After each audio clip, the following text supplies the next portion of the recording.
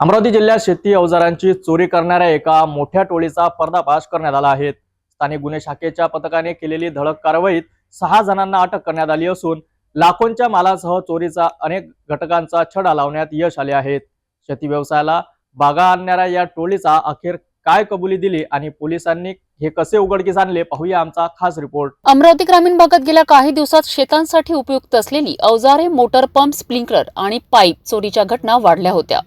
यामुळे शेतकरी त्रस्त झाले होते आणि अखेर पोलिसांनी याची गंभीर दखल घेत स्थानिक गुन्हे शाखेच्या पथकाला चोरांची टोळी पकडण्याचे आदेश दिलेत। तपास करत असताना पोलिसांना मिळालेल्या गोपनीय माहितीनुसार अचलपूर भागातील काही संशयितांना ताब्यात घेण्यात आले। या चौकशीत धक्कादायक माहिती समोर आली आहे। पोलिसांनी अटक केलेले आरोपी हे मागील काही महिन्यांपासून अमरावती ग्रामीण भागात चोरी करीत होते।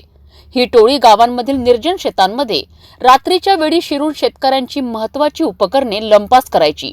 विशेष म्हणजे ही चोरी केलेली सामग्री अचलपूरच्या भंगार व्यावसायिकांना कमी दरात विकली जात होती।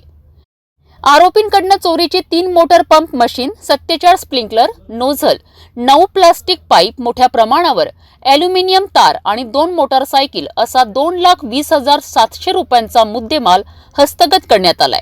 स्थानिक गुन्हे शाखेच्या अधिकाऱ्यांनी या प्रकरणात सखोल तपास करून आरोपींनी ज्या ठिकाणी गुन्हे केले होते त्या सर्व पोलीस ठाण्यांमधील नोंद तपासून 13 गुन्हे उघडकीस आणले आहेत। या टोळीच्या मुसक्या आवळल्यानंतर शेतकऱ्यांना मोठा दिलासा मिळाला आहे। अमरावती ग्रामीण भागातील शेतकऱ्यांचे आर्थिक नुकसान करणाऱ्या या टोळीचा पर्दाफाश झाला असला तरी अजूनही अशा अनेक टोळ्या सक्रिय असू शकतात। त्यामुळे शेतकऱ्यांनी आर्थिक सतर्क राहण्याची गरज आहे। पोलिसांनी या प्रकरणात वेळीच कारवाई करून मोठा अनर्थ टाळला आहे। चोरीची उपकरणे खरेदी करणाऱ्या भंगार व्यावसायिकाविरोधात कठोर कारवाई होणार का आणि पोलीस प्रशासन भविष्यात अशी घटना थांबविण्यासाठी कोणते पाऊल उचलणार याकडे पाहणे गरजेचं ठरेल।